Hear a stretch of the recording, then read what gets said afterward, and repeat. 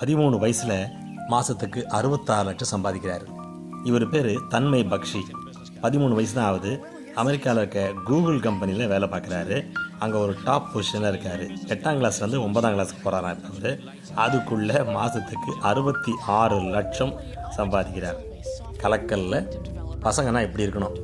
AI ஸ்பெஷலிஸ்ட்டாக இருக்கார். இவருக்கு அல்கோரிதமும் தெரியும். டெட் ஸ்பீக்கராக இருக்கிறாரு. அது மட்டும் இல்லாமல் 8ஆம் கிளாஸை பாஸ் பண்ணி இப்போ 9ஆம் கிளாஸுக்கு போகிறாராம். அவர் ஆர்டிஃபிஷியல் இன்டெலிஜென்ஸால் வேலைகள் போயிடும், எல்லா இடத்துலையும் மனிதர்களை ரீப்ளேஸ் பண்ணிவிட்டு மிஷினே போய் உக்காந்துக்கும் அப்படின்லாம் வதந்திகளை கிளப்பி விட்றாங்க. ஆனால் அப்படிலாம் இல்லை.